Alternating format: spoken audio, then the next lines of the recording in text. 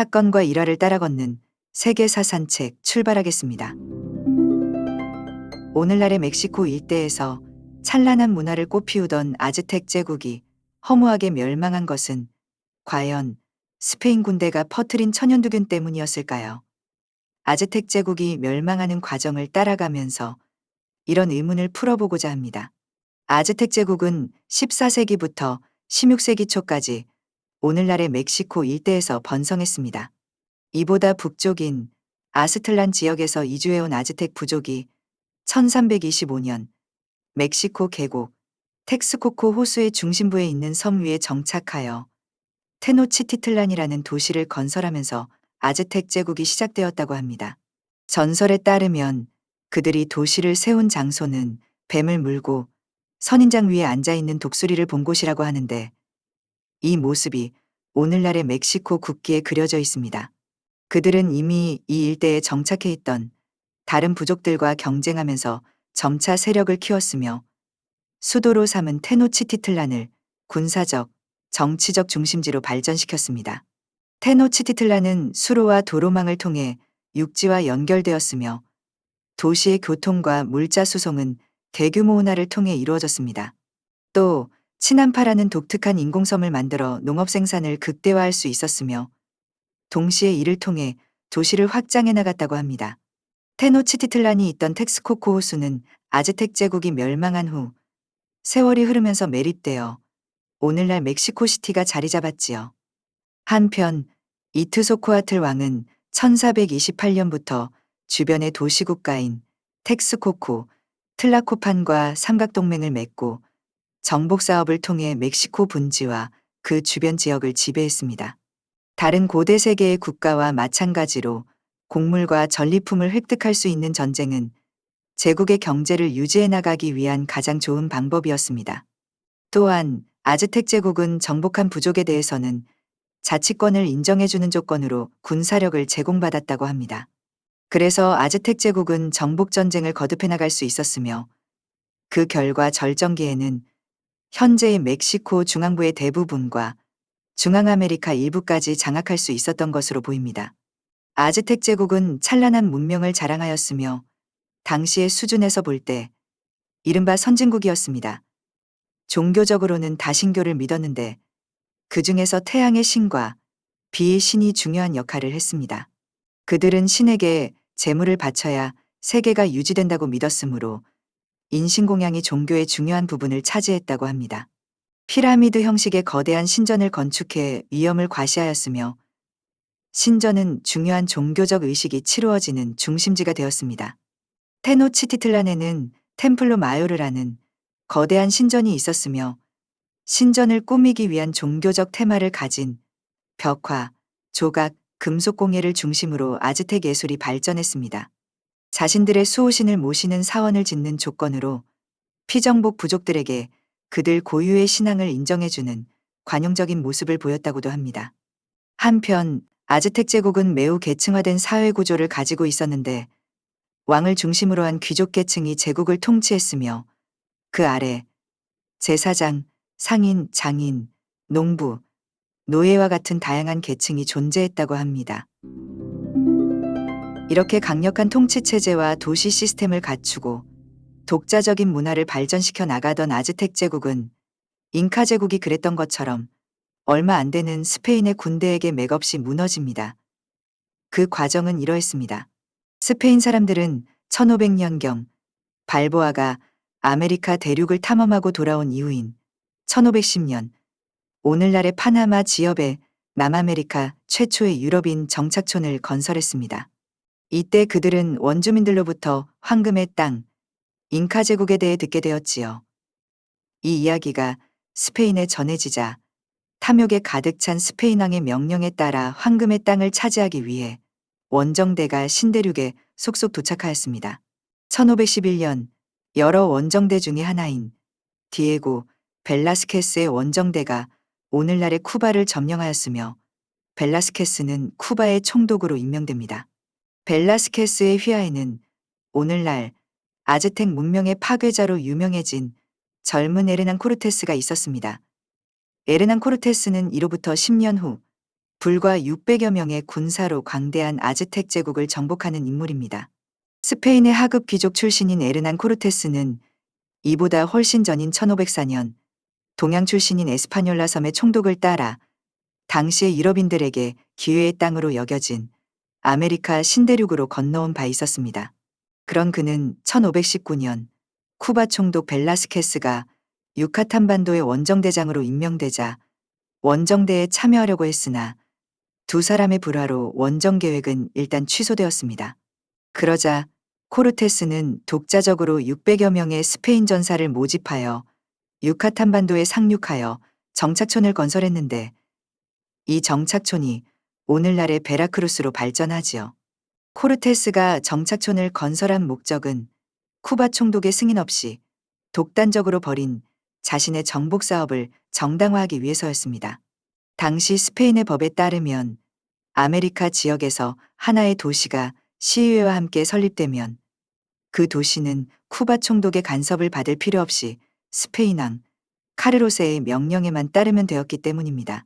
즉 스페인 왕의 직할령이 되어 직접적인 통제를 받게 되는 것이지요. 또한 코르테스는 형식적인 절차이기는 했으나 시의회를 통해 베라크루스의 행정권과 군사권을 위임받았기 때문에 이제는 공식적으로 군대를 이끌고 아즈텍 제국으로 진격할 수 있게 되었습니다. 한편 스페인군이 공격해온다는 소식을 보고받은 아즈텍 제국의 황제 모테수마 2세는 코르테스에게 많은 양의 금과 은을 선물로 보냈습니다.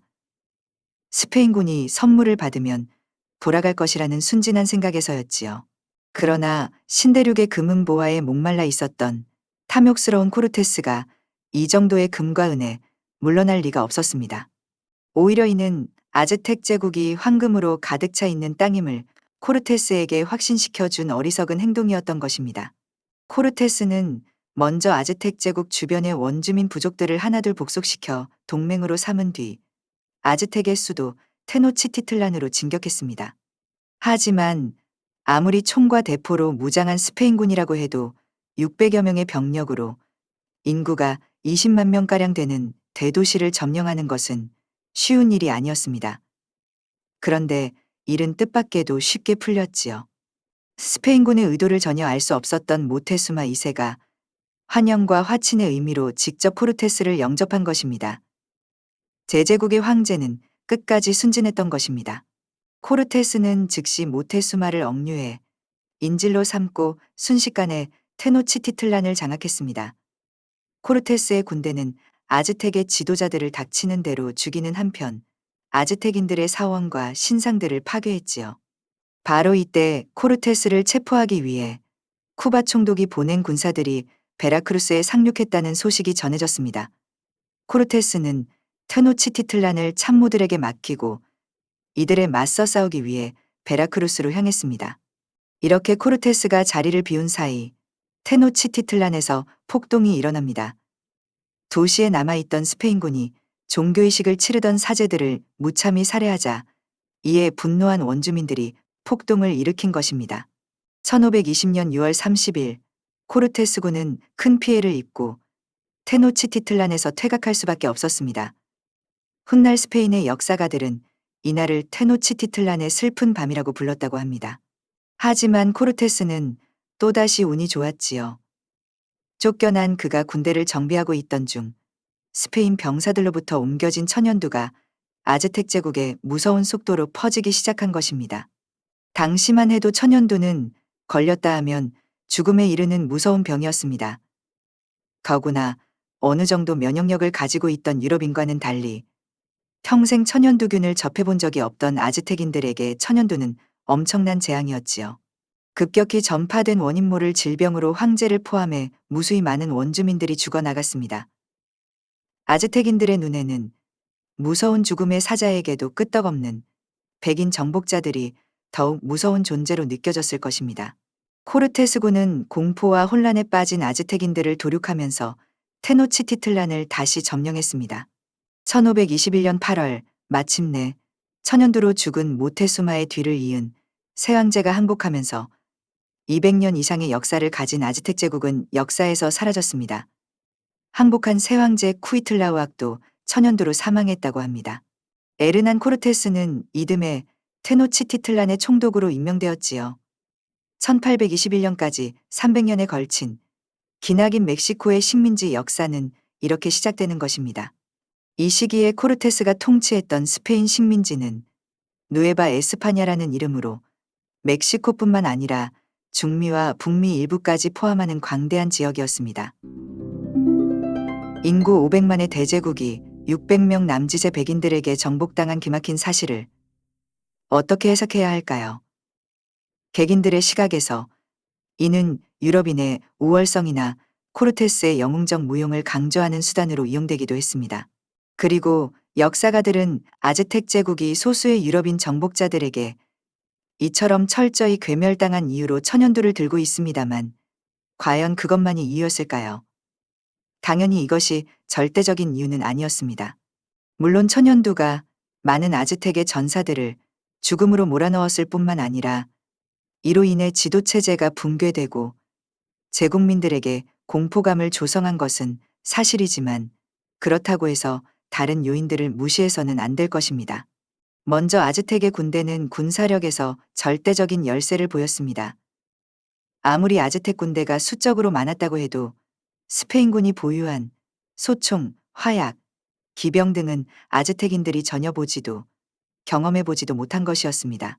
아즈텍 사람들은 총과 대포를 극도로 무서워하였으며 처음 본 말이나 개에게도 공포심을 느꼈을 정도였다고 합니다.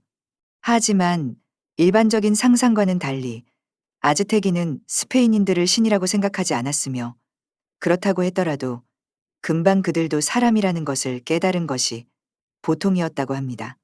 그리고 코르테스는 영리하게도 아즈텍 제국과 동맹 관계에 있기는 하였으나 그들의 통치에 불만을 가지고 있었던 다른 원주민 부족들을 포섭하는 데 성공했습니다. 그래서 많은 부족들이 스페인군에 가담하여 싸웠던 것입니다. 또한 아즈텍 제국은 코르테스의 침입이 있기 전부터 내부적으로 불안정한 상태에 있었습니다. 제국이 점점 더 거대해지면서 통치 체제에 틈이 생기기 시작했으며 필요한 자원과 군사력의 유지가 점점 더 어려워지면서 사회적 불안을 제대로 통제하지 못해 제국이 서서히 약화하고 있던 상황에서 정복자들을 맞이했던 것입니다. 마지막으로 아즈텍 사람들의 전쟁을 보는 시각이 유럽인들과는 전혀 달랐다는 점을 지적할 수 있습니다. 스페인 사람들에게 전쟁이란 상대를 죽이고 파괴해야 내가 사는 철저한 제로섬 게임이었지만 아즈텍 사람들에게 전쟁이란 그저 내 뜻을 관철시키고 상대의 동의를 얻어내기 위해 싸우는 심리적, 종교적 행위에 불과했던 것입니다. 즉, 화친을 맺는다는 전제가 깔려 있었으므로 잔인한 사륙이 필요 없었던 것입니다. 더구나 그들의 전쟁과는 종교적 의식과 인신공양에 밀접하게 관련되어 있었습니다.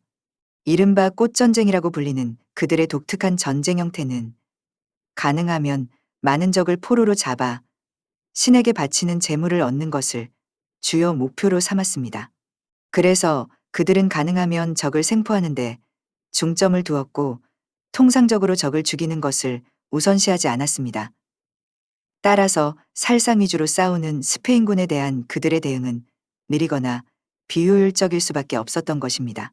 몬테수마 2세가 무기도 없이 코르테스를 영접하러 나온 순진한 실수를 했던 것도 이러한 사고방식에서 비롯된 것이라는 분석입니다.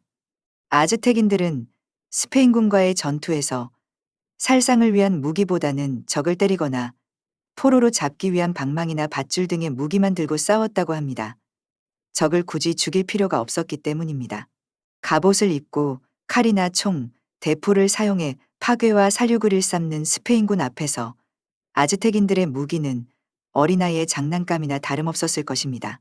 이렇게 볼 때 천연두는 아즈텍 제국이 멸망하는데 매우 중요한 역할을 한 것은 분명한 사실이지만 다만 여러 요인 중에 하나였을 뿐입니다. 스페인의 근대식 군사력, 아즈텍 제국의 내부 불안, 동맹 부족들의 이반, 전투를 대하는 태도 등이 천연두와 겹치면서 멸망을 초래한 것입니다. 즉, 천연두가 컵에 물을 넘치게 하는 마지막 물 한 방울의 역할을 한 것이죠. 오늘날 멕시코시티 중심에 위치한 테노치티틀란 유적지에서 아즈텍 제국의 문명의 일부를 돌아볼 수 있습니다만 그것이 다가 아니지요. 오늘날의 멕시코 문화에 큰 영향을 미친 아즈텍 제국의 문화와 예술, 농업과 건축 및 종교적 전통은 현재도 끝이 없을 정도로 많은 관심과 연구의 대상이 되고 있기 때문입니다. 멕시코에 갈 기회가 있다면 꼭 한번 테노치티틀란 유적지를 돌아봐야겠다는 생각이 드는 밤이었습니다. 끝까지 시청해주셔서 감사드립니다.